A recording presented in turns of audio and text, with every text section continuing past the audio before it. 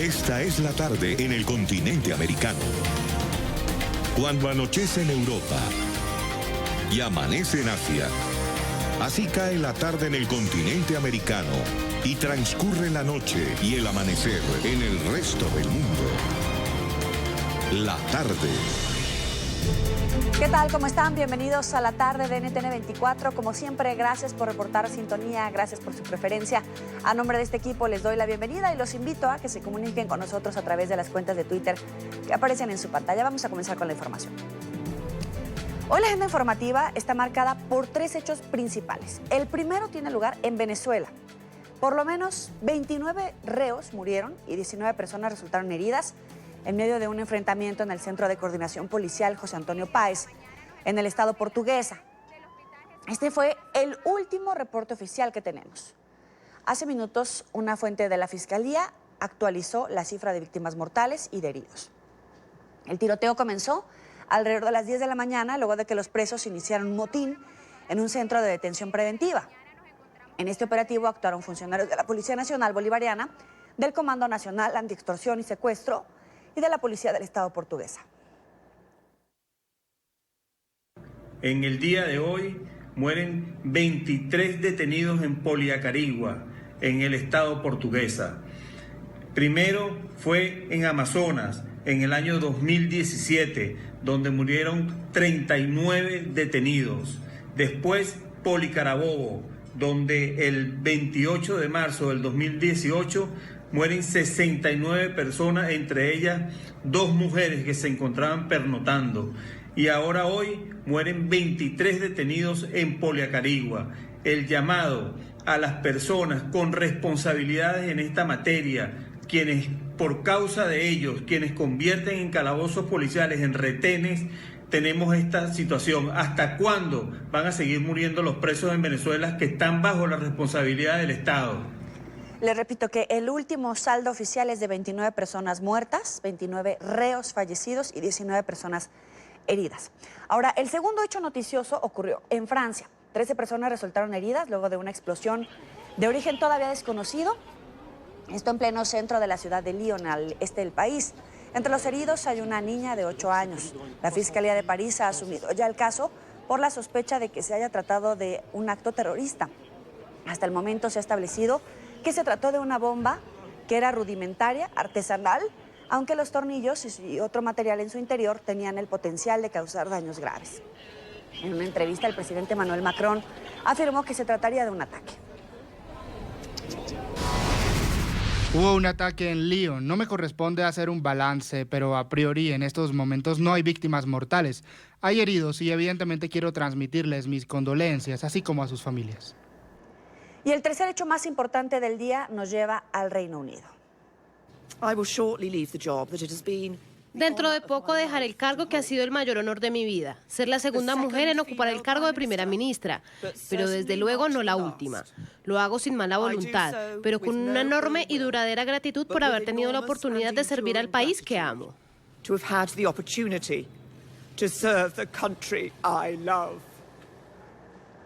Esta es la imagen que ha dado la vuelta al mundo. La primera ministra del Reino Unido, Theresa May, anunció su renuncia en horas de la mañana. La premier británica asegura permanecerá en el cargo hasta el próximo 7 de junio. El fracaso en sus esfuerzos por sacar adelante la propuesta para el Brexit ante el Parlamento precipitó su salida. Entre lágrimas y visiblemente afligida por su decisión, Theresa May anunció la dimisión a su cargo. Dentro de poco dejaré el cargo que ha sido el mayor honor de mi vida, ser la segunda mujer en ocupar el cargo de primera ministra, pero desde luego no la última. Lo hago sin mala voluntad, pero con una enorme y duradera gratitud por haber tenido la oportunidad de servir al país que amo. En una breve comparecencia ante los medios frente al número 10 de Downing Street, expresó su impotencia por no haber podido sacar adelante el propósito inicial de su gobierno, concretar la salida de su país de la Unión Europea. Es y seguirá siendo una cuestión de profundo lamento para mí que no haya podido cumplir con la promesa del Brexit. Corresponderá a mi sucesor buscar una forma de hacer avanzar el resultado del referéndum. Además, apuntó contra la Cámara de los Comunes, que rechazó en varias ocasiones su propuesta de salida con Bruselas. Para tener éxito, mi sucesor tendrá que encontrar el consenso en el Parlamento donde yo no lo he hecho. Ese consenso solo puede alcanzarse si todos los participantes en el debate están dispuestos a llegar a un acuerdo. Una vez se conoció la noticia de su salida, el líder de la oposición, el laborista Jeremy Corbyn, señaló que el sucesor de May debe convocar elecciones. Tiene que haber otra oportunidad para que la gente de este país decida quiénes quieren que estén en su gobierno, cómo quieren que se dirija, cuál es la estrategia a largo plazo. Creo que necesitamos unas elecciones generales. ¿Qué sigue ahora para el Reino Unido? May hará efectiva su dimisión el próximo 7 de junio para recibir al presidente de Estados Unidos, Donald Trump, quien tiene previsto realizar una visita oficial al país entre el 3 y el 5 del próximo mes. A partir de su renuncia, la líder conservadora se mantendrá como primera ministra interina, mientras da tiempo a su partido a poner en marcha una competición por su sucesión, que se podría prolongar hasta 8 semanas. Ahora, cerca de una decena de candidatos aspiran a ocupar el cargo que deja Theresa May. De acuerdo a los medios de comunicación ingleses, el favorito para reemplazar a la primera ministra es el exalcalde de Londres, Boris Johnson. ¿Por qué se precipitó su salida? La premier británica estuvo durante 2 años y 10 meses al frente del país con la premisa de concretar un pacto que permitiera la salida del Reino Unido de la Unión Europea. Aunque logró llegar a un acuerdo con Bruselas, la Cámara de los Comunes no dio luz verde a la propuesta. En total fueron 3, el número de veces que May intentó que el Parlamento aprobara el acuerdo de retirada pactado con Bruselas. Sin embargo, en 3 ocasiones obtuvo una derrota contundente. La autoridad de la Premier se debilitó con el paso de los meses, tras la salida de hasta 36 funcionarios durante su mandato. Ahora, May da un paso al costado, mientras que el calendario avanza hacia el 31 de octubre, la fecha establecida con la que el nuevo líder británico deberá lidiar para encontrar una salida ordenada de su país del bloque europeo. La Comisión Europea dijo este viernes que la dimisión de la primera ministra británica, Theresa May, no cambia en nada la posición de los 27 países sobre el acuerdo alcanzado para la salida del Reino Unido del bloque. El presidente Juncker siguió el anuncio de la primera ministra May esta mañana sin alegría personal. Al presidente le ha gustado y apreciado mucho trabajar con la primera ministra May y, como ha dicho antes, Theresa es una mujer valiente, por la que siente un gran respeto. Respetará y establecerá relaciones de trabajo con cualquier nuevo primer ministro, sean quienes sean. Hemos establecido nuestra posición sobre el acuerdo de retirada y sobre la declaración política. El Consejo Europeo y el formato del artículo 50 han establecido su posición y estamos a disposición de cualquier otra persona que sea el nuevo primer ministro. Los principales líderes de Europa reaccionaron a la renuncia de Theresa May. El presidente de Francia, Emmanuel Macron, pidió a Reino Unido claridad sobre el futuro político del Brexit tras la dimisión de la primera ministra. Además, resaltó la disposición de su gobierno para trabajar con el futuro premier. Por su parte, la canciller alemana Angela Merkel aseguró respetar la decisión de May y subrayó la importancia de llevar a cabo un Brexit ordenado. Por supuesto que respeto esta decisión y siempre he trabajado muy bien con la primera ministra británica, Theresa May. El retiro de Gran Bretaña de la Unión Europea es algo complejo e independientemente de los acontecimientos en Gran Bretaña, seguiremos haciendo todo lo que podamos en nombre del gobierno federal para garantizar que exista una buena asociación con Gran Bretaña, una división ordenada y luego una buena cooperación. Y espero que eso también funcione bien en el futuro. El presidente estadounidense Donald Trump también se refirió a la dimisión de Theresa May. Trump dijo que lamentaba la renuncia de la premier, a la que reconoció como una mujer valiente. El republicano tiene una visita programada a Londres del 3 al 5 de junio. Me siento muy mal por Theresa, yo le tengo mucho aprecio. Ella es una gran mujer, trabaja muy duro, es muy fuerte. Ella decidió hacer algo que sorprendió a algunas personas, a otras no, pero más allá de todo eso fue por el bien de su país y yo le tengo mucho aprecio y de hecho la veré en 2 semanas. En esta parte del programa nos acompaña Sergio Castro, consultor político y magíster en políticas públicas. Como siempre, un gusto saludarte, bienvenido. Hola, buenas noches, ¿qué tal? Primero que nada, May con todo y lágrimas dimitió. Y bueno, lo hablábamos hace 2 días, que la dimisión era prácticamente imposible de evitar ya a estas alturas. Ayer hubo elecciones europeas en Gran Bretaña, los resultados apuntan a ser muy negativos para el Partido Conservador y después del plan que se presentó el pasado martes y que no contaba con el apoyo absolutamente de nadie, era evidente que las horas de May ya no daban más de sí. ¿Y cómo será recordada? Bueno, yo creo que debería de ser recordada como la premier en primer lugar, que aceptó un cargo que nadie quiso en su momento, porque esa es la realidad, nadie quiso enfrentar la patata caliente que era el Brexit en 2016, que intentó, dentro de lo que ella verdaderamente creía que era el beneficio del Reino Unido, llevar a buen término este plan, pero evidentemente ha fracasado en el intento. ¿Quién la reemplazará? Porque hay una veintena de nombres que ya están obviamente en esta baraja, pero ¿quiénes tienen en realidad posibilidades de suceder a May? ¿Un Boris Johnson, un Jeremy Hunt? ¿Quiénes?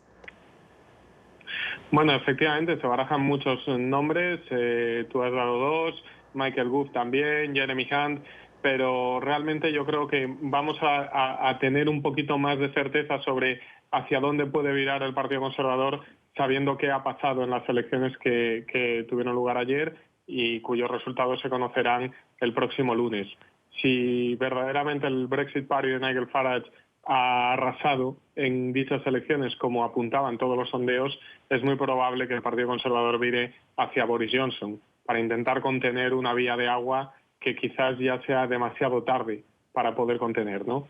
En caso de no ser así y de que los resultados del Partido Conservador no sean tan catastróficos, quizás se podría optar por una vía un tanto más moderada, pero sí que es cierto que ahora mismo todo parece indicar que Boris Johnson será el próximo líder de los Tories.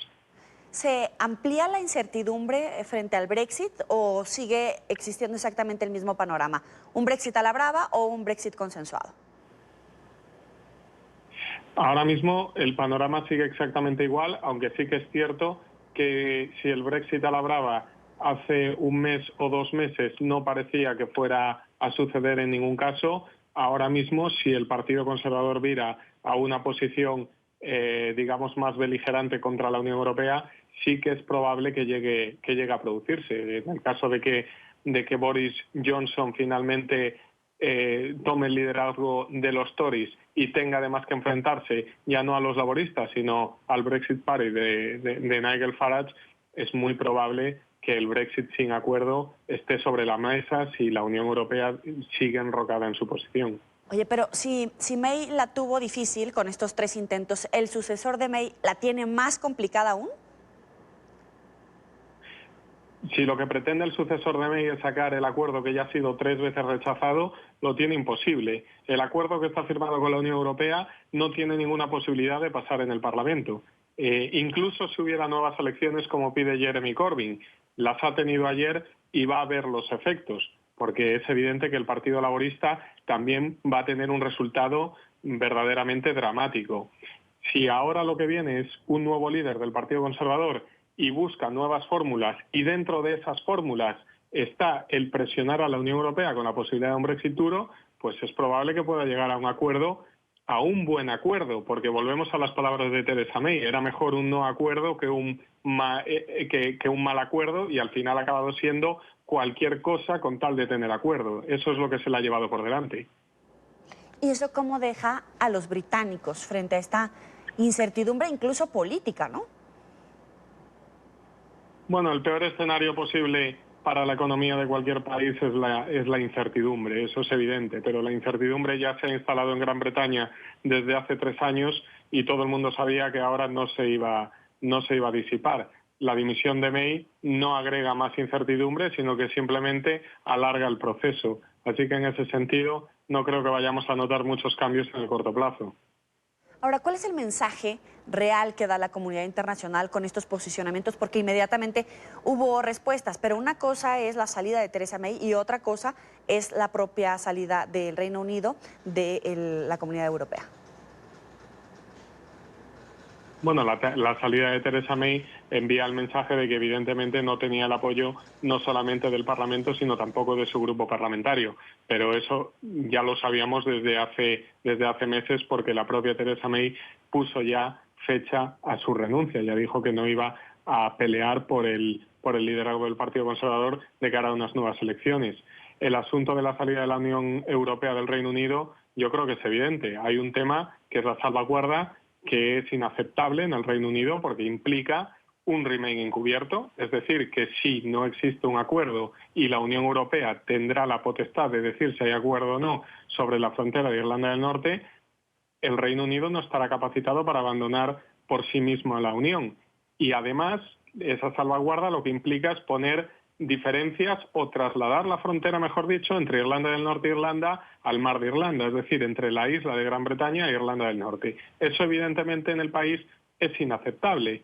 Como se ha tomado esa posición como rehén, es imposible llegar a un acuerdo, porque la frontera va a seguir estando ahí. El mensaje que se envía a la comunidad internacional y que la Unión Europea debería recoger es que debe dar pasos para decidir si quiere que el Reino Unido siga en la Unión Europea, lo cual implica cambios en el proceso federalizador de Europa que nadie ha votado, o si decide definitivamente que deja salir al Reino Unido, pero eso tendrá que ser con todas las consecuencias. Y una de ellas es permitir al Reino Unido que realmente salga de la Unión eliminando la salvaguarda.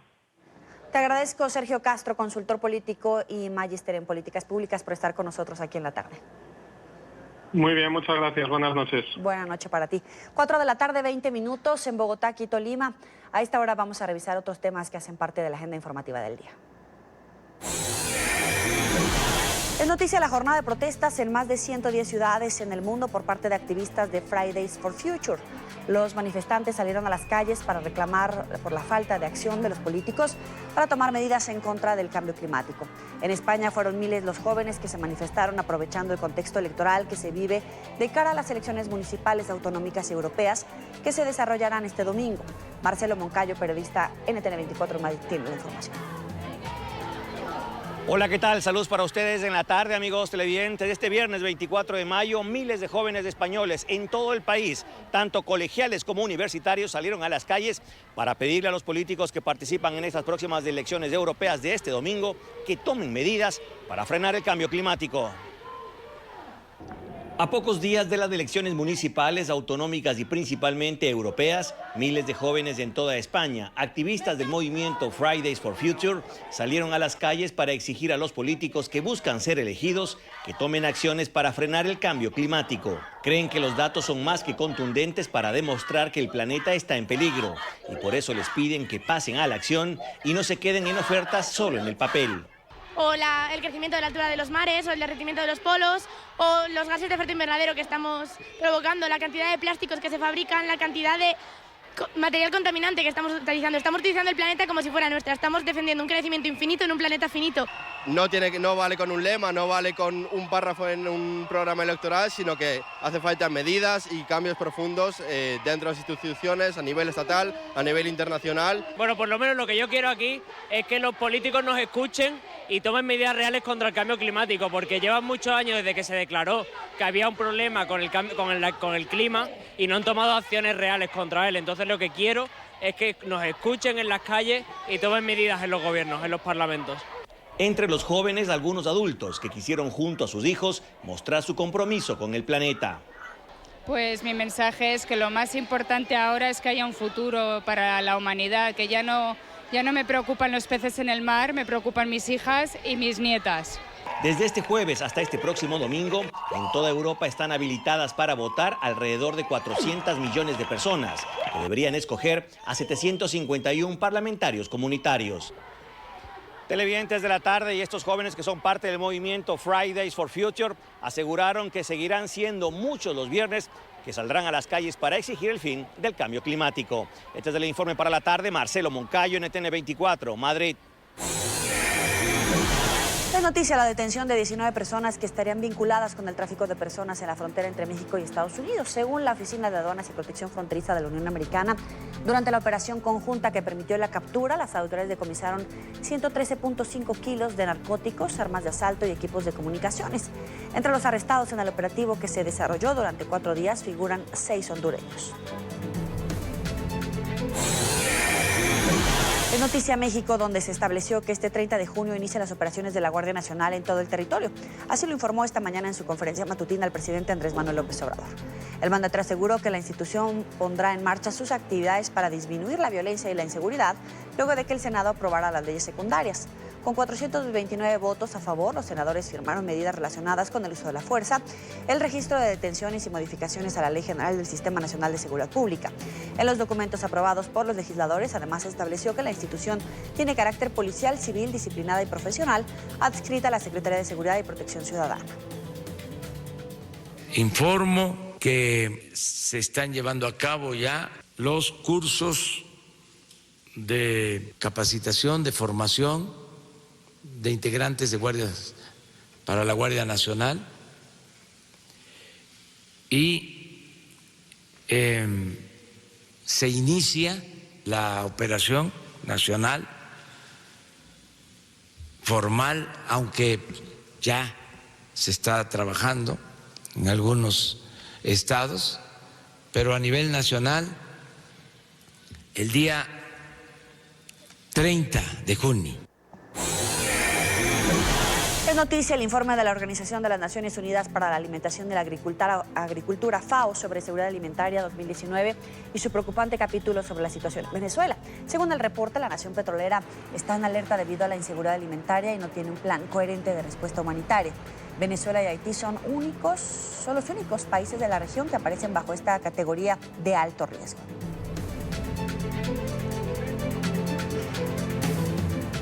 En esta parte del programa nos acompaña Brett Bruen, presidente de la consultora Global Situation Room. Muy buena tarde, gracias por acompañarnos. Bienvenido. Un placer. En medio de la crisis en Venezuela, el reporte de la ONU sobre que Venezuela está en alerta de inseguridad alimentaria, sumado al entorpecido proceso de entrega de ayuda humanitaria, ¿qué debería estar haciendo la ONU para ayudar? Obviamente en Venezuela tenemos una situación complicada, preocupante, sobre todo porque la ayuda humanitaria por lo general no puede llegar al pueblo que la necesita. Entonces, lo que las Naciones Unidas debería estar haciendo ahora es hacer los planes, hacer presión para que el gobierno venezolano deje sus puertas abiertas a esta ayuda humanitaria necesaria. Es el plan del doctor David Quirolesi, que es candidato para ser el próximo director general de la FAO, que piensa que en vez de solamente pensar en responder a crisis, se debería buscar lo que se puede hacer antes, durante y después de esas crisis. Y lo que vemos ahora en Venezuela es un caso perfecto en lo cual lo que necesita Venezuela para reconstruir el país es exactamente el conocimiento, la ayuda de la FAO. Y si los países miembros de la FAO deciden elegirle como director general, él va a trabajar en esas estrategias para el futuro de Venezuela y América Latina. En un momento me gustaría abundar sobre cuáles serían los planes de él, pero en este momento, si no se ha logrado establecer un canal de ayuda humanitaria con alimentos y medicamentos, ¿cuáles deberían de ser estos canales para ayudar a la gente? Pues hay muchas cosas. Uno de los mayores problemas en el sistema de las Naciones Unidas es que solamente consideran cuáles son los recursos públicos. Y lo que está diciendo el doctor Quirolesi es que fue ministro de Agricultura 2 veces en Georgia, es que hay que poner el sector privado en la mesa de decisiones. Hay que trabajar juntos con ellos para que esos problemas se resuelvan y que los programas, las iniciativas podrían ser sostenibles. Lo que vemos muchas veces es que las Naciones Unidas, la FAO, ponen problemas en pausa y llegan con ayuda humanitaria, pero no llegan con las inversiones, no llegan con las oportunidades. Él habla de crear una organización de oportunidades en la cual se puede semillar no solamente las soluciones a los problemas de hoy en día, pero las posibilidades para la próxima generación. Y hay denuncias de que no están llegando el medicamento a pacientes con VIH y que hay persecución a líderes de organizaciones especializadas en este tema. ¿Qué ha hecho la ONU? Y si no ha hecho nada, ¿qué debería de hacer? Pues yo creo que la ONU puede jugar un papel importante en la transparencia. El ONU es una organización independiente, no toma posiciones por o contra en esta crisis y ellos deberían estar poniendo una luz más fuerte en lo que pasa en esas situaciones para que se pueda tomar decisiones con toda la información, que hay presión en los líderes. Lo que hemos visto particularmente en el caso de la FAO y Venezuela es que no han estado tomando su papel en ayudarle al pueblo de Venezuela con esta crisis, en trabajar con el gobierno para poner la presión necesaria para que la ayuda llegue, para que se puede entregar no solamente la ayuda, pero las inversiones que paran a la destrucción del sector agrícola en Venezuela. Tú mencionabas los problemas de pausa y quiero preguntarte puntualmente cuáles serían los pasos necesarios que deberían dar estos organismos para no quedarse en esa pausa. Pues hay varias. Sobre todo hay que estudiar la situación, hay que poner toda la información en la mesa para que el sector público, el sector privado podrían tomar decisiones. Además, yo creo que la FAO podría estar desarrollando, aún si no tienen acceso en este momento al país, podría estar desarrollando los planes. Esos planes podrían servir como una forma de presión en los líderes, diciendo, estamos listos para hacer este programa, lo que necesitamos es el apoyo político y es algo concreto, no es teórico. Entonces, lo que el doctor Kirvelidze dice es, hay que trabajar más allá, hay que trabajar en crear el mundo que queremos, no solamente responder a los problemas de hoy en día. Entonces, lo que vamos a ver con el liderazgo de Dr. Kirvelidze es alguien que está intentando no solamente ir de una crisis a otra, sino cómo construimos un mundo en el cual nuestros hijos podrían tener más oportunidades. Además, y es un punto esencial para América Latina, él cree que el papel de la FAO es también en promover inversiones del sector privado en países en vía de desarrollo, en países como sabemos en América Latina, que no son solamente pobres, pero que necesitan más inversión, que necesitan más acceso a esos recursos internacionales, no solamente de la ONU, pero del sector privado. Pero ¿cuál sería la ruta crítica, los puntos esenciales para dar resultados concretos del doctor Kirvelidze? Bueno, la diferencia con el doctor Kirvelidze es que él viene de una situación de hambre. En Georgia, durante la guerra civil, él no tenía suficiente comida. Tomó la decisión de dejar su puesto en la universidad y ir a la finca. Él era ganadero. Después de ser ganadero, fue elegido miembro del Parlamento, presidente del Comité Agrícola en el Parlamento georgiano, después ministro de Agricultura 2 veces. Y ahora el papel que él tiene es como miembro del Consejo de una organización de desarrollo internacional, y esta experiencia es muy diferente que alguien que trabajó toda su vida en un ministerio en Bruselas, en Pekín.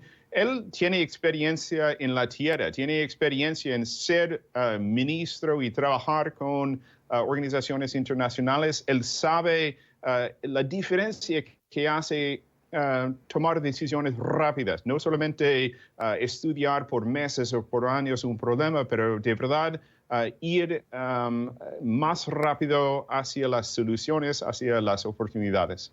Ahora, más allá de Venezuela, ¿qué planes tiene para otros países de Centroamérica, expulsores de migrantes? ¿Cómo deberían de ayudar estas organizaciones en términos de reducción de pobreza o de marginación? Vamos a tomar en cuenta que el problema de migración viene de varios puntos. Primero, si la economía podría ofrecerles no solamente a los migrantes, pero a las personas que toman armas, que son miembros de esos grupos criminales, en vez de hacer algo más productivo, en vez de ser miembros de la economía. Entonces, la visión del Dr. Kirbilisi es cómo nosotros podríamos crear oportunidades para los miembros de esa sociedad, para que no tengan que ir a la criminalidad, para que no tengan que ir a otro país. Entonces es fundamental que se vea el papel de la FAO, no solamente en términos limitados a la finca, pero en términos globales para la comunidad rural, para las comunidades pobres que necesitan más apoyo, más ayuda, y es lo que él va a hacer como director general de la FAO. ¿Y qué debería de hacer la FAO para los países que no tienen estos índices de pobreza? Exacto. Su plan incluye la idea de tener una conferencia anual en la FAO de inversiones, donde la FAO usa su influencia para traer las empresas más grandes del mundo y organiza reuniones con gobiernos, con empresarios de países en vía de desarrollo, y así se puede conectar más oportunidades entre empresas que buscan nuevos mercados y los países que necesitan, obviamente, presentarse mejor. La FAO podría jugar un rol en ayudarles a los países con la información que presentan a las empresas, exactamente cuáles son las estadísticas, cuáles son las oportunidades presentes en su país. Muchas veces los países en vía de desarrollo no tienen acceso a esta información o no tienen la información en el formato que necesitan las empresas internacionales. Este papel es uno que el Dr. Kirbilisi cree la FAO podría hacer mejor. Y en México, por ejemplo, más de la mitad de la población es pobre. ¿Cuáles estrategias puntuales deberían de llevarse a cabo en ese país para reducir la pobreza, el hambre, la marginación? De hecho, el Dr. Kirbilisi visitó a México, se reunió con el gobierno sobre sus ideas y para él la oportunidad en México es como en otros países de América Latina. Hay que integrar los elementos en nuestras estrategias rurales. Es decir, no se puede solamente tener una estrategia para la finca. Hay que tener una estrategia para la comunidad rural. Hay que asegurarse que esas comunidades estén conectadas al mercado electrónico. Y por eso otra idea del Dr. Kirbilisi es crear una oficina en la FAO dedicada a ayudarles a las comunidades rurales en acceder al Internet, al acceder al comercio electrónico. Así ellos podrían vender por mejores precios sus productos, podrían saber el valor de lo que hacen. Y esas ideas innovadoras yo creo que van a definir una época diferente en la FAO con el liderazgo del Dr. Kirbilisi, que de verdad quiere empujar la FAO, empujar las Naciones Unidas en una dirección más innovadora, una dirección de más inversiones y de más cooperación con el sector privado. Este mensaje para América Latina es importante, es bienvenido porque por demasiado tiempo hemos visto una FAO que no ayuda suficientemente al sector agrícola, a las comunidades rurales a llegar a este punto de desarrollo, a llegar a este punto de verdad ir más allá que poner los problemas en pausa. Le agradezco a Brett Bruene, presidente de la consultora Global Situation Room, por estos minutos para NTN 24. Muchas gracias a ustedes. Vamos a seguir con nosotros en la tarde. Los próximos 27 y 28 de mayo se llevará a cabo en Bogotá, Colombia, EXMA 2019, uno de los eventos más importantes sobre mercadeo en Latinoamérica.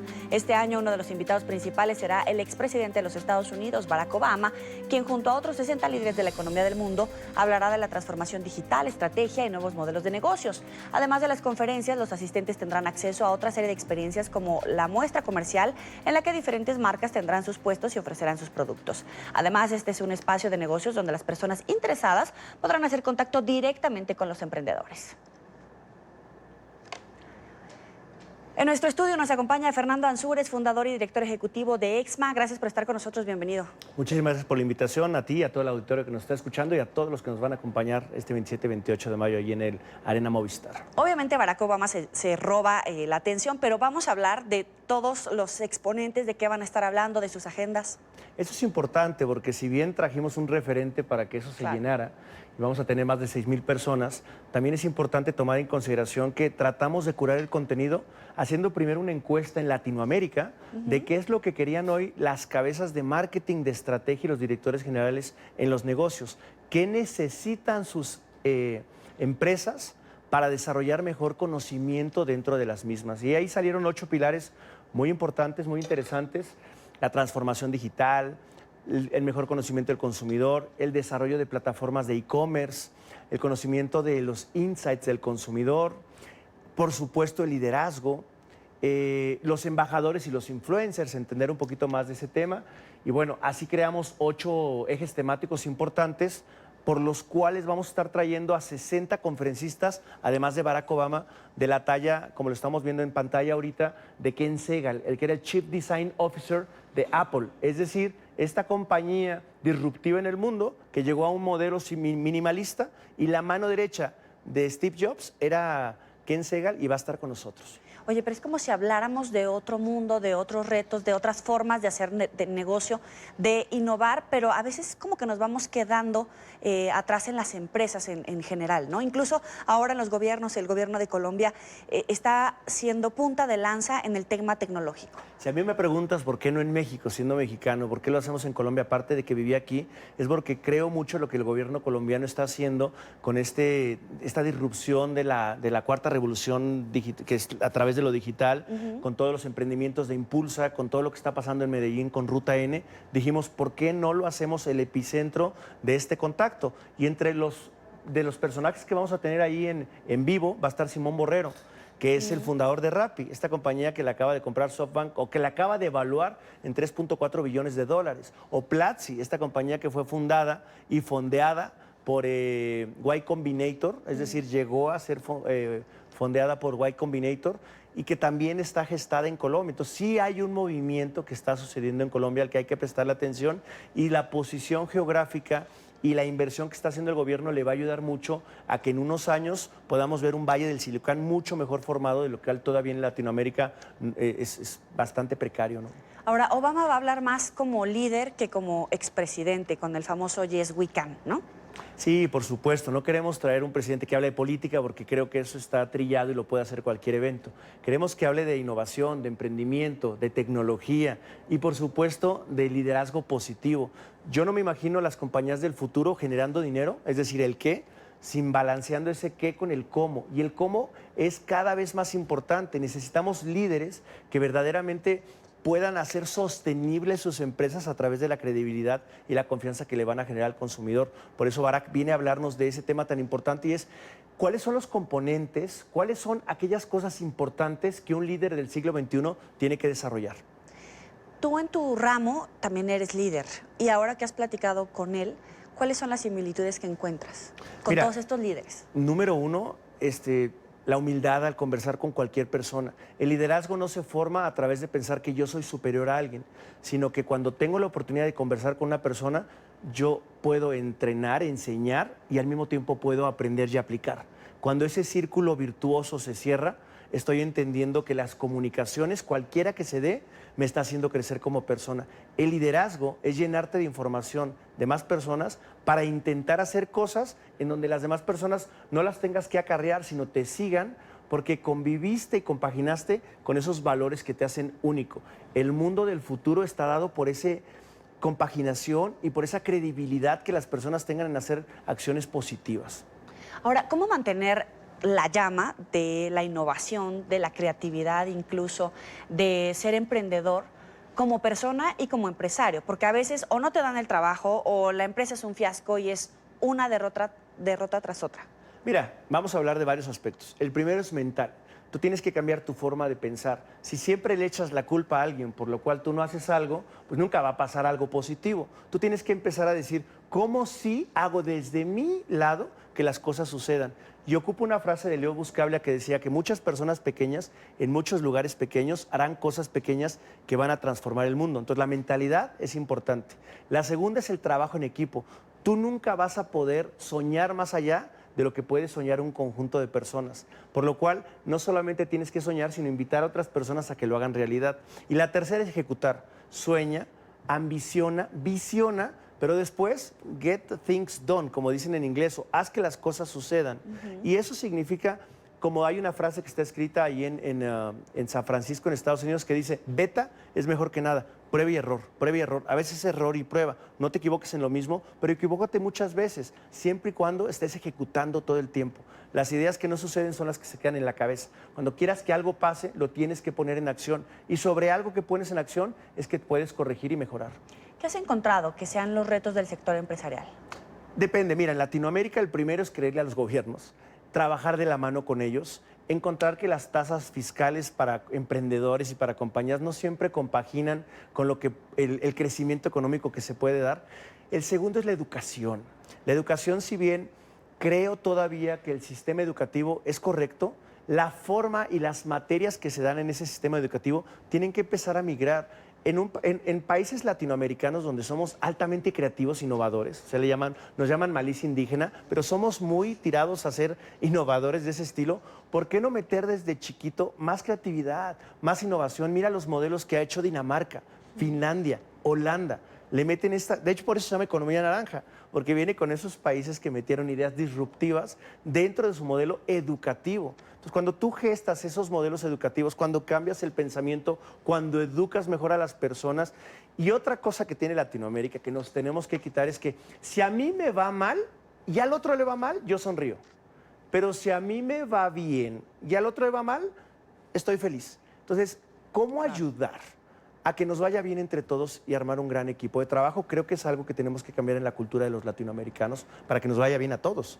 Fernando, ¿qué le has aprendido en tono como de mentoría a Barack Obama? Mira, para poderlo invitar, tuve que leer mucho de él y estuve leyendo cuáles son los pilares de crecimiento y sobre todo de convencimiento que tuvo en sus dos campañas políticas. Lo primero, la retórica y la comunicación. Es un gran orador, se sabe expresar perfectamente, es elocuente con sus ideas. Si tú quieres conseguir algo en este siglo, tienes que saberlo comunicar perfectamente, claro, conciso, al punto para que se te dé. Pero después de que eres un gran comunicador, tienes que ser un gran hacedor. De nada sirve que comuniques muy bien si nadie te va a creer. Entonces, hacer que las cosas sucedan es otra cosa que le puedes aprender a este gran líder. Y la tercera es un gran estatista. Se habla de los estatistas como las personas que son capaces de ver más allá de lo que está enfrente de ellos. Y esa es la innovación y el cambio. Cómo ir gestando piezas y pasos para ir alcanzándolos y después desde ahí detonar una siguiente acción. Dile a la gente dónde puede, a dónde puede asistir, obtener toda la información de manera digital. Nos quedan muy pocos tickets para este 27 y 28 de mayo. Estamos sold out, o se nos acabaron los tickets en 3 de las zonas. Hay un porcentaje de pocos boletos que están en la zona que llamamos Light, con un muy buen descuento si tienes tarjeta Visa. Y esto lo puedes encontrar en www.exma.com.co o a través de tu boleta.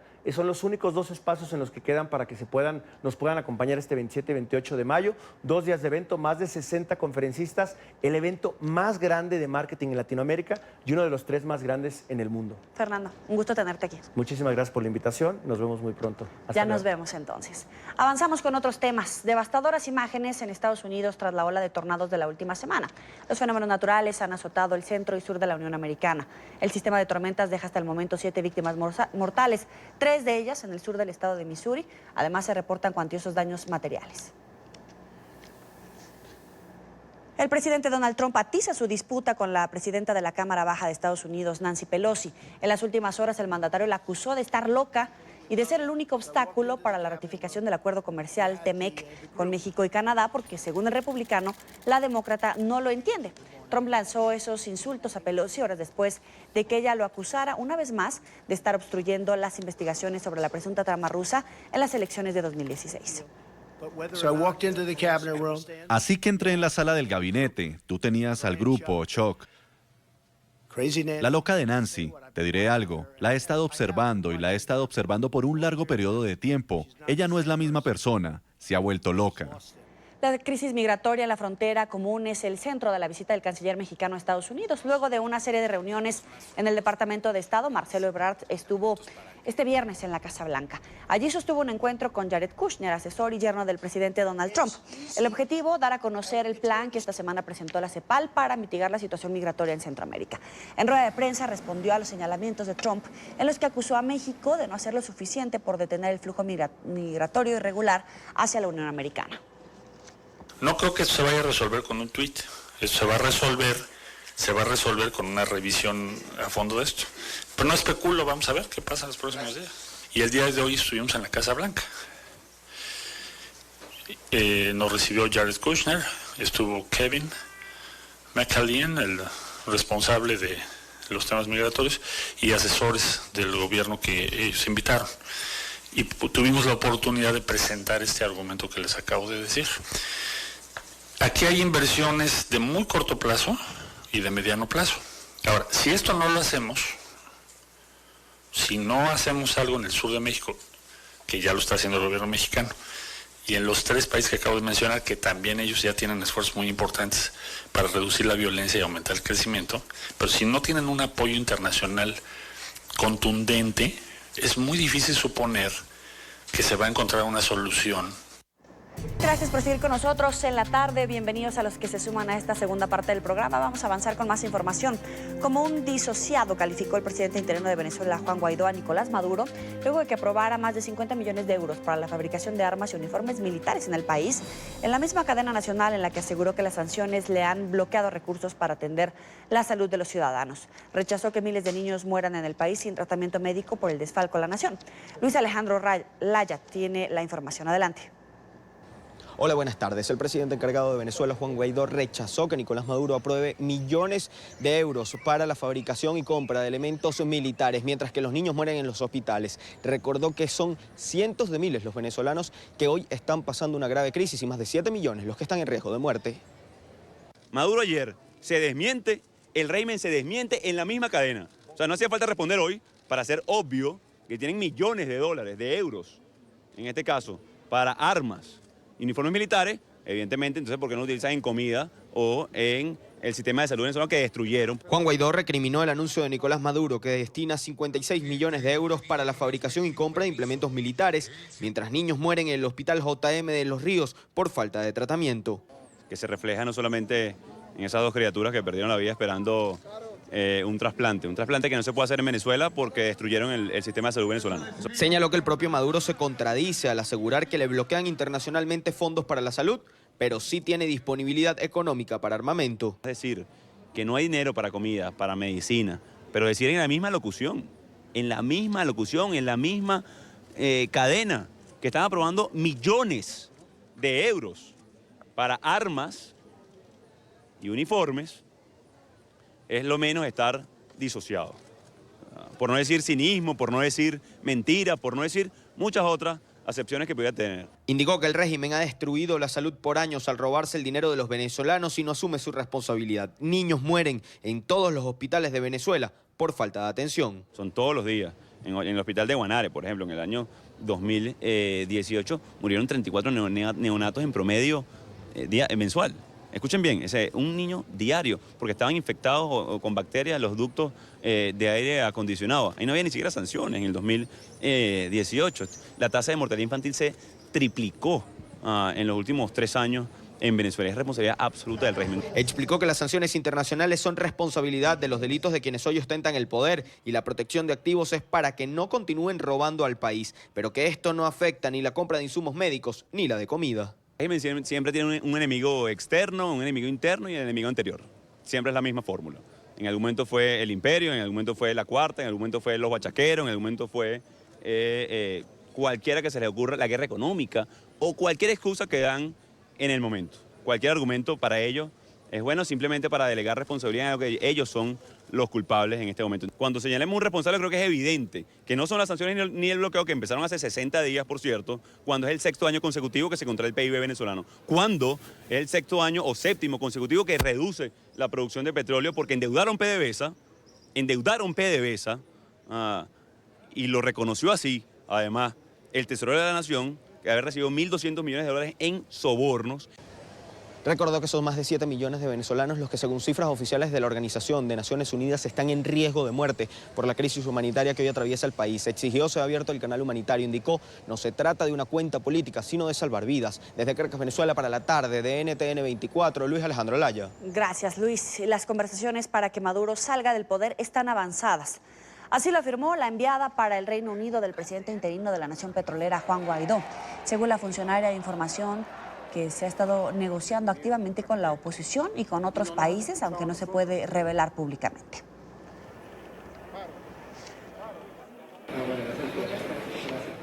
Justamente los protagonistas de la noticia están aquí en la tarde. Está Vanessa Neumann, representante del presidente interino Juan Guaidó en el Reino Unido. Gracias por estar con nosotros. Gracias, un placer estar aquí contigo. Gracias por invitarme. ¿En qué momento dirías que se encuentra la Operación Libertad?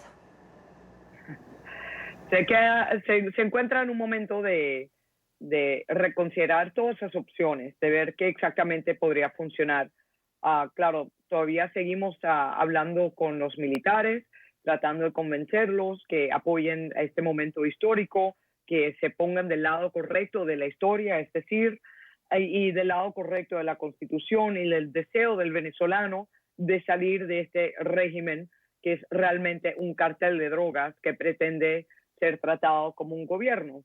Entonces estamos tratando de convencerles que vuelvan a la democracia. Sin embargo, nos hemos dado cuenta que esto también depende mucho de la voluntad internacional, que dada la persecución y la represión dentro de Venezuela y que básicamente no hay Estado de Derecho y que seguimos muy perseguidos, que realmente se necesita la comunidad internacional para apoyar. Entonces se va a hablar de qué opciones se les puede presentar para que motivaciones, para que cese la usurpación y nos ayuden a transicionar a la democracia. El presidente interino Juan Guaidó decía que podían lograr la división dentro de las filas militares maduristas, incluso una vez que ya se registró el operativo del 30 de abril, el inicio de esta operación. Pero yo te pregunto, ¿acaso la cúpula madurista no está ya más prevenida?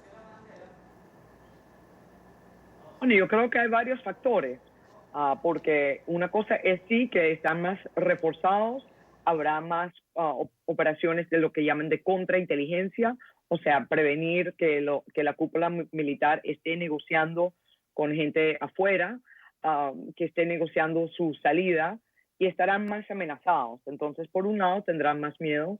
Por otro lado, ahora que ven que básicamente la situación está compleja, la gente que están dispuestos, por ejemplo, a negociar, estarían más concesiones, más dinero, más, digamos que el precio habrá subido. Y si es un precio que se puede asumir, es algo que no sabemos.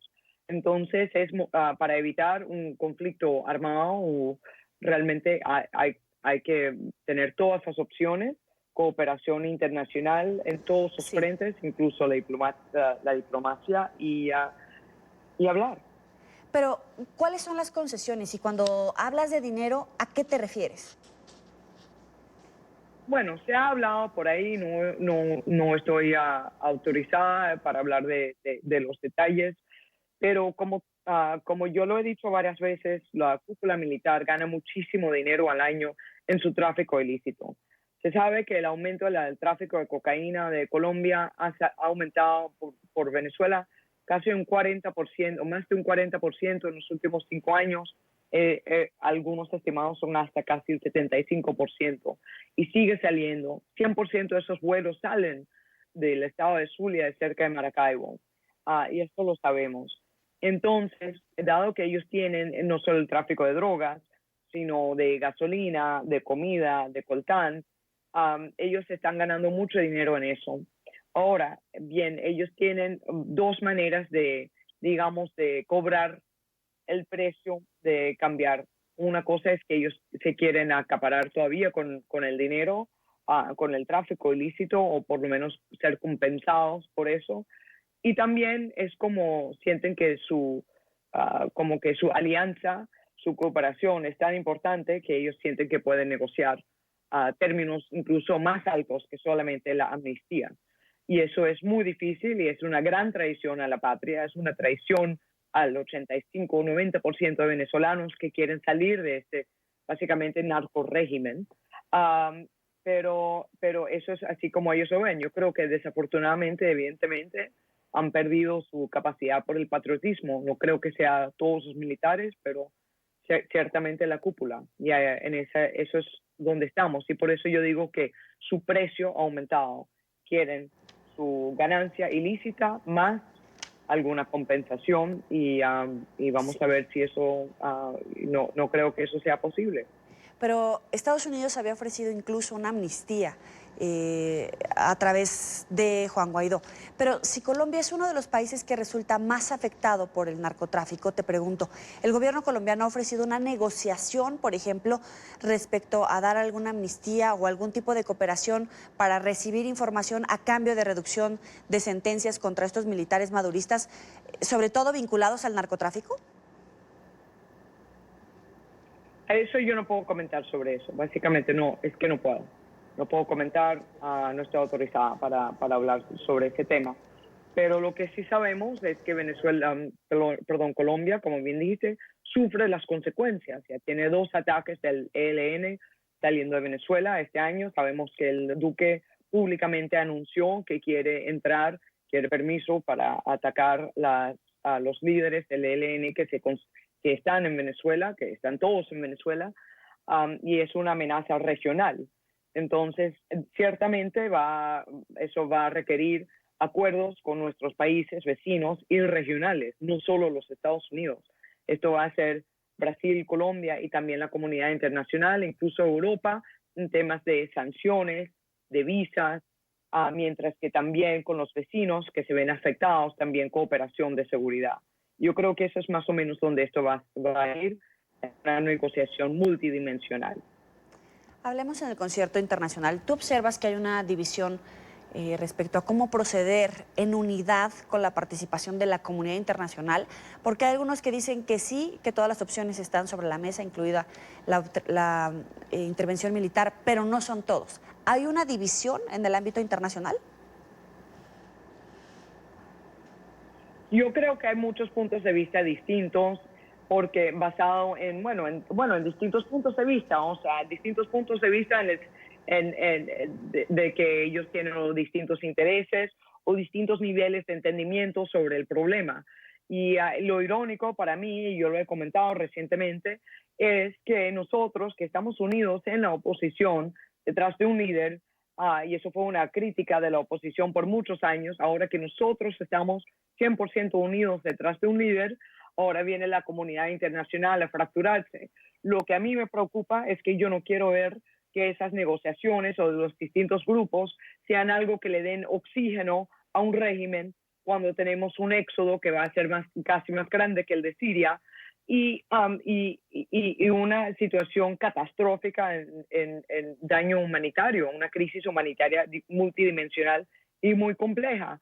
Entonces me preocupa que se haya fracturado las negociaciones y estamos buscando activamente que, por ejemplo, el Grupo de Contacto Internacional se alinee más con el Grupo de Lima y el posicionamiento del Grupo de Lima. Siempre en estos procesos es natural que hay gente que apoya la intervención más armada y otros que no.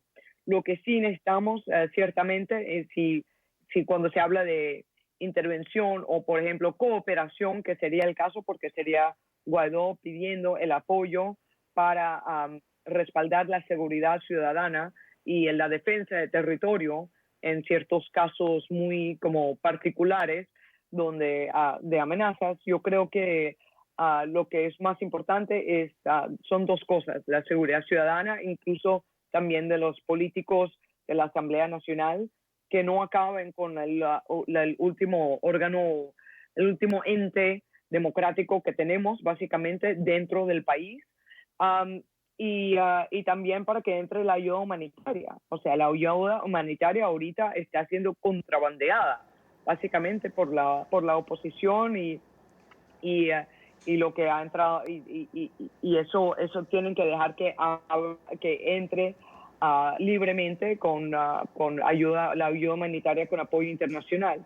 Esas dos cosas son algo donde de repente podría haber un poco de cooperación y son de repente y son prioridades para nosotros.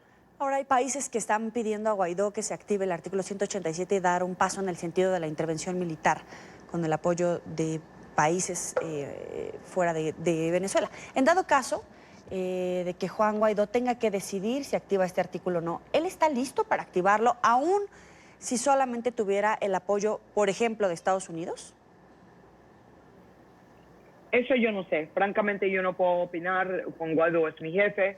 Esa es una decisión que él tiene que tomar cuando él decida que el momento es correcto. Solo puedo repetir que él básicamente ha dicho que cuando el momento sea correcto, cuando él busque que realmente tiene el apoyo, yo no sé si él va a decir que solamente Estados Unidos o otros países. Yo creo que hay mucha presión para que sean varios países, pero uno nunca sabe.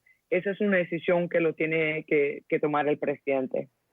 Ahora, Vanessa, decías que a ti lo que te preocupa es que le den oxígeno al régimen venezolano. Por ejemplo, para ti, ¿cuándo podría ser una fecha clave o una señal clave para mostrar los siguientes pasos para lograr y concretar la transición? ¿Cuál es esa fecha? ¿La próxima reunión de la OEA o cuál es la coyuntura? Bueno, sí, hay esta reunión de la OEA que es en Medellín a finales de junio y eso será muy importante. Yo creo que para ese entonces se deberían haber dado pasos si es que una negociación realmente va a funcionar. La negociación para mí es una cosa solamente, ¿cuándo se va Maduro y bajo cuáles condiciones? O sea, ¿qué avión va a agarrar? ¿Cuándo se va? Y cuáles son los términos para nosotros llegar al cese de usurpación, gobierno de transición y elecciones libres. Y luego ahí se puede negociar cómo se conforma el gobierno de transición. Hay muchos puntos legítimos para negociar con el cual necesitamos apoyo internacional. Pero antes de eso, el único punto es el cese de la usurpación y cuándo se va y cómo. Y eso es lo único. Entonces yo creo que para ese entonces se debería haber avanzado en ese punto las condiciones para el cese de la usurpación y también se deberían haber liberado y deberían haber parado la persecución de los miembros de la Asamblea Nacional y de nuestros líderes políticos. Esas dos cosas serían por lo menos actos de buena fe en una negociación. Nicolás Maduro hablaba sobre la realización de la elección para elegir a los miembros de la Asamblea Nacional. ¿Tú crees que puede existir la posibilidad de que Maduro logre dividir a las fuerzas, a los liderazgos políticos antimaduristas? No, lo veo muy difícil porque todo el mundo está claro que tal elección, o sea, él quiere una elección sobre el único cuerpo legítimo. Nosotros ganamos las elecciones de la Asamblea Nacional, es decir, la oposición a Maduro, con más de 2/3, con una super mayoría en el 2015. Él acabó con eso, quitó 3 representantes incluso de grupos indígenas para quitar esa supermayoría y luego armó la Asamblea Nacional Constituyente, que no constituye nada, no cumple con sus deberes, no está escribiendo la Constitución, está ahí solamente para llenar la democracia. No hay condición y yo creo que todo el mundo está claro que una cosa es que la persecución de Maduro a las fuerzas de la democracia es realmente a través de todos los partidos. Aquí no hay partido, es solamente si realmente estás a favor de la democracia y en contra de Maduro, te van a perseguir. Y yo creo que eso básicamente, esa experiencia nos ha unido mucho. Y invitar a una elección bajo que él controla, el único ente democrático que tiene un mandato, mientras que a la vez él extiende el mandato del cuerpo inconstitucional, es una farsa, es una burla y es un insulto a los venezolanos que se están muriendo de hambre. para concluir, hablaba sobre la persecución. ¿Hay alguna alerta que estén atendiendo por una inminente captura de Juan Guaidó? Mira, eso es continuo. O sea, es continuo ese miedo de que haya una orden de detención. Se sabe que lo quieren detener, se saben que han dicho que lo van a detener, y por eso que él se mueve de una casa a otra y tiene una seguridad muy alta. Pero sería estratégicamente, sería un horror para nosotros los venezolanos, porque ya que tenemos nuestro líder constitucional y democrático, sin embargo, también tenemos, sería un error desde el punto de vista estratégico de Maduro, porque ahí sí se vuelve un mártir, y básicamente ahí yo creo que la gente venezolana no toleraría eso. Y eso sí es un riesgo muy grande para Maduro. Entonces dudo que lo haga, pero la amenaza es cierta, y una cosa que sabemos es que uno no puede subestimar la brutalidad de ese régimen. Te agradezco, Vanessa Neyman, representante del presidente interino Juan Guaidó en el Reino Unido. Gracias por estos minutos. Gracias, muy amable. Y en Venezuela, la dirigente opositora María Corina Machado insiste en que también es responsabilidad de la comunidad internacional evitar que sigan muriendo venezolanos a causa de la crisis. Dijo que es tarea de los venezolanos y de aquellos líderes políticos hacerle entender al mundo que la cooperación internacional es urgente. Oliver Fernández tiene toda la información. Adelante. María Corina Machado indicó que los venezolanos han demostrado la valentía ante lo que ocurre en el país. Nadie se ha quedado de brazos cruzados, pero es necesaria la cooperación internacional y persuadir a aquellos países que aún dudan de la tragedia venezolana. Y hay quienes dicen, bueno, pero es que no están dispuestos a ayudar. Pues tenemos que convencerlos y activarlos para que lo hagan, y lo hagan ya. En Venezuela hay un genocidio con todas sus letras. Y el mundo democrático y sobre todo el mundo occidental tiene la obligación de detenerlo. Porque además ya no solo se trata del daño que se hace dentro de nuestras fronteras, los tentáculos de este régimen criminal ha traspasado el territorio venezolano y está generando estragos. Ante la pregunta ¿qué más hay que esperar luego de la detención de diputados y que desde la Asamblea Constituyente se ha pedido paredón para opositores? Esta fue su respuesta. ¿Qué más hay que esperar? ¿A que nos fusilen a todos? Eso es lo que el mundo o algunos actores pretenden, dándole tiempo, docilidad, debilidad, confusión frente a este régimen. Que quede muy claro, no, señores, ya no todas las opciones están sobre la mesa, no lo están.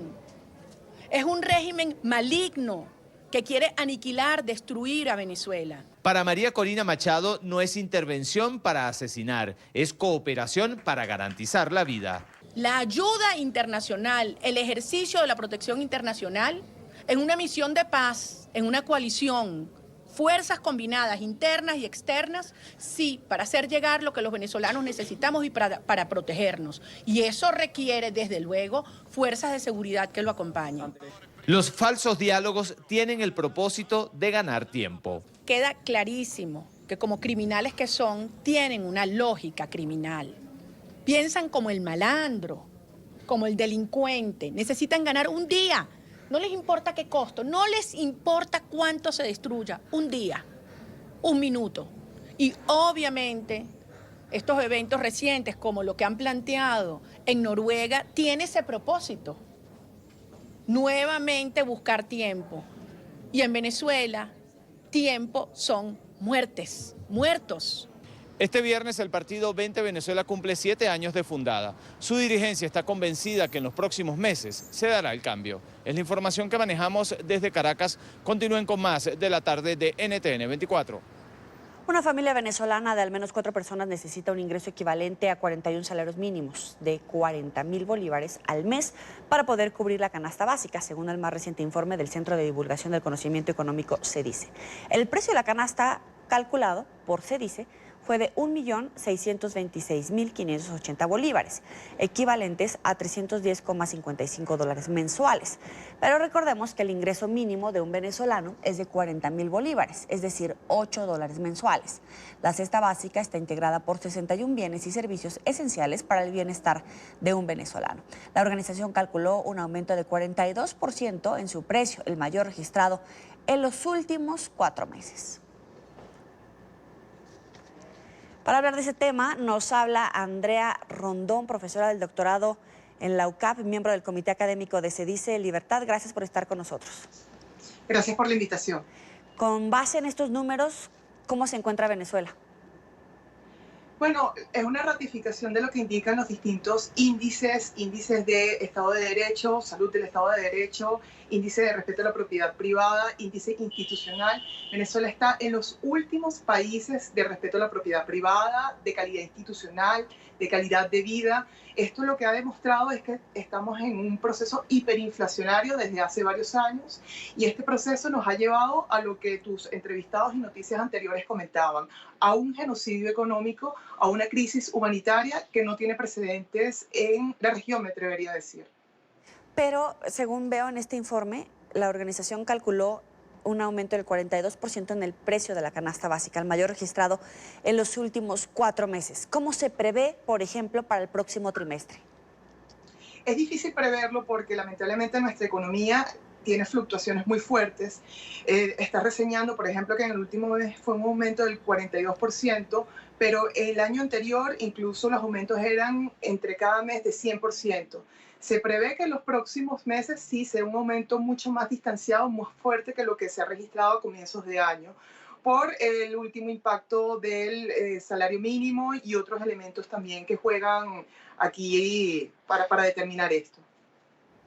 Hemos recibido algunos reportes de que la economía venezolana está dolarizada. ¿Es así? Y si es así, entonces, ¿qué le espera a los venezolanos? De facto está dolarizada porque tenemos una destrucción completamente del bolívar desde hace 3, 4 años, tal vez incluso más. Y una forma de protegerse del venezolano era a través de una moneda dura, una moneda sana, como es, por ejemplo, el dólar. Ya todas las referencias y con la última flexibilización del control de cambio, todas las referencias a bienes y servicios te indican en dólares. Y eso está permitido por la última flexibilización del régimen de control cambiario. Sí, como comenta, si el salario mínimo son $8 mensual y eso evidentemente no se va a mantener en el tiempo, lo que le espera a los venezolanos es una situación mucho más grave de la que ya estamos viviendo. Siempre se puede tocar más fondo y siempre se puede estar peor. ¿Qué otros países están a la situación de Venezuela? Se acerca en América Latina, Argentina, pero evidentemente sus niveles de inflación no se acercan a los de Venezuela, porque Venezuela refleja estos números luego de verse efectos de políticas que se han tomado desde hace 20 años. Son políticas económicas con fines para estrangular libertades civiles y políticas. Los otros países de la región no reflejan este cuadro. Evidentemente hay países con problemas económicos, el que más se acerca es Argentina, pero no tiene la crisis que está evidenciando Venezuela hoy en día. Y, por ejemplo, cuando la gente habla de Bitcoin, ¿qué información les revelan estos índices a ustedes con estos estudios? Bueno, ya el Bitcoin, de hecho, por cierto, ha estado eliminado con la última flexibilización del control de cambio. Ya hay mesas de cambio, ya se permitió que la banca también comercialice o negocie divisas. Lo que refleja es que hay una profunda escasez de divisas y esa forma de flexibilizar el control de cambio lo que está diciendo es no puedes seguir asfixiando la economía, le tienes que dar un poco de aire, por así decirlo, eliminar esa presión que tienes para luego, digamos, recuperarte, por así decirlo. Digamos, no puedes mantener perennemente, de forma permanente, el control sobre la economía. Tienes que hacer esta especie de escapes provisionales porque no han terminado y no tienen la intención de eliminar el control de cambio. Ahora, en este informe se habla de 61 bienes y servicios que integran esta canasta básica. Con ese dinero, en realidad, ¿para cuántos les alcanza? Y no sé, o sea, tienen que elegir entre una mala alimentación o una pésima alimentación. Para 3 o 4 personas, me atrevería a decir incluso 3 personas, 3 integrantes de una familia. Y definitivamente las decisiones que hoy en día toma la familia venezolana es qué producto es el que me va a alimentar más y no necesariamente es el que lo va a alimentar, sino es la decisión menos mala, por así decirlo. Hoy en día estamos enfrentando la difícil situación en la que no estamos decidiendo, sino simple y llanamente lo que se presente, las opciones que se presenten en el mercado y son muy pocas cada vez.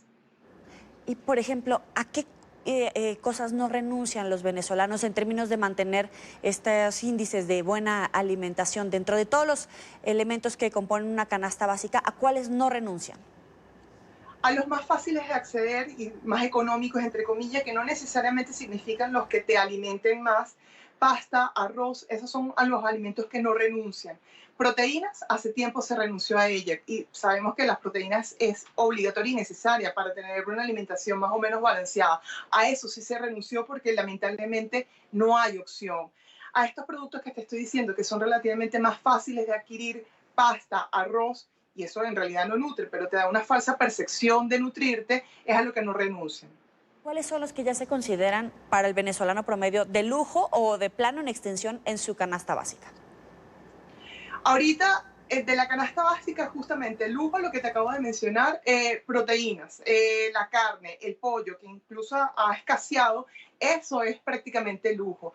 Tú te puedes conseguir con personas en el día a día de cualquier venezolano. Nadie está ajeno a esta crisis porque incluso el hablar con otra persona te acerca a la crisis. Te puede decir que puede tener 2 años sin comer pollo, por ejemplo. ¿Y de los servicios? De los servicios, sobre todo de transporte, es de los que más tenemos problemas en los últimos meses. Y de esos también se ha renunciado. Escuchas de casos de personas que ya no usan el transporte público, primero porque hay un grave problema de transporte público, pero segundo, han tenido que renunciar a él, y personas que escuchas que caminan a sus trabajos, desde sus casas a sus trabajos, 1 a 2 horas, incluida, y piensa este escenario con la pobre dieta de la que estamos hablando. Claro. Te agradezco mucho, Andrea Rondón, profesora del doctorado en la UCAP, miembro del Comité Académico de Se Dice Libertad. Gracias por estos minutos para la tarde. Gracias a ustedes. Vamos a una pausa, volvemos, pero antes los invito a que se suscriban a nuestro canal en YouTube, NTN24. Van a poder encontrar todo el contenido multimedia, nuestras entrevistas, reportajes y la señal en vivo. Bienvenida al analista político Renzo Lautaro Rosal. Gracias por estar con nosotros. Bienvenido.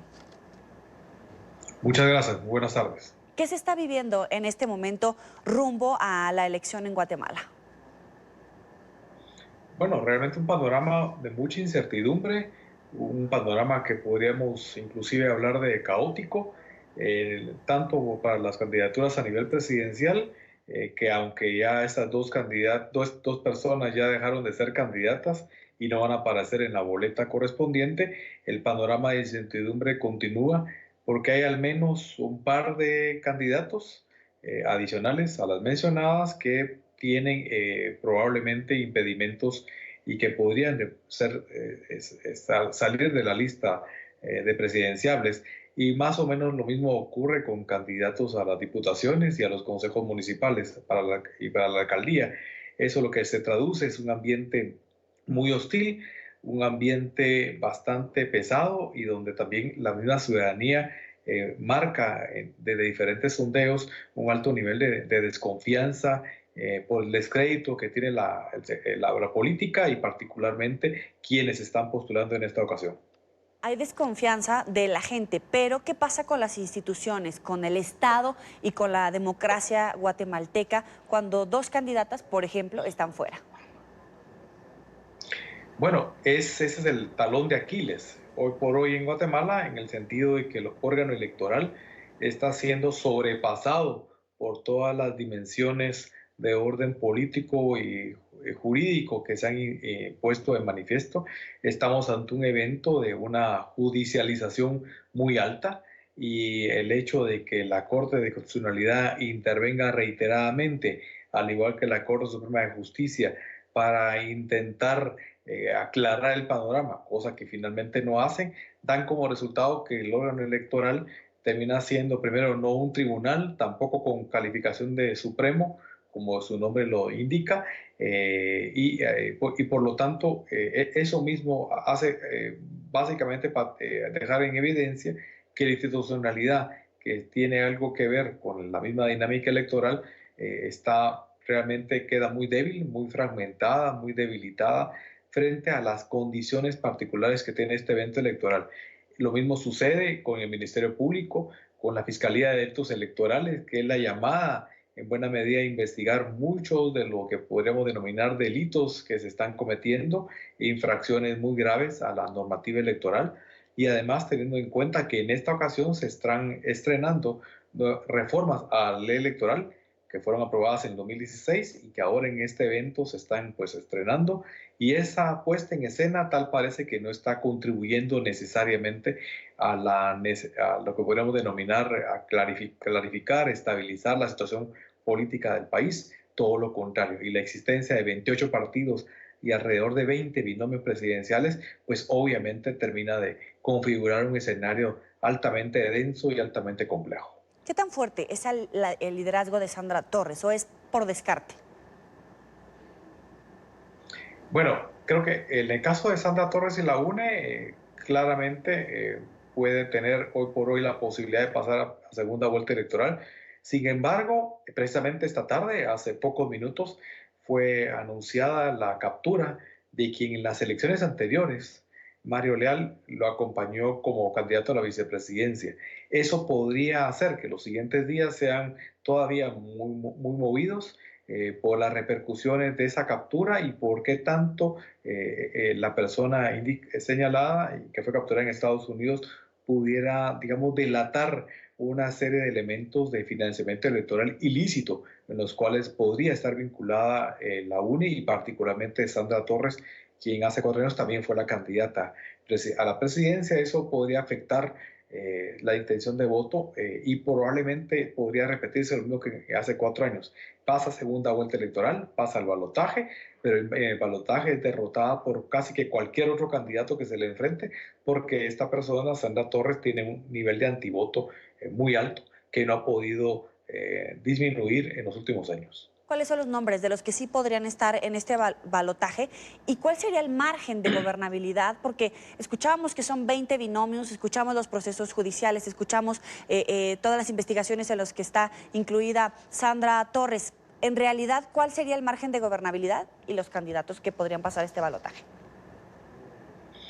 Bueno, en cuanto al margen, realmente yo diría escaso, hay mucha volatilidad y hay una percepción que pudieran generarse en los siguientes días e inclusive después del 16 de junio, que es la primera vuelta electoral, unos escenarios inclusive de violencia de orden postelectoral, denominémoslo así, pero que podría afectarnos enormemente.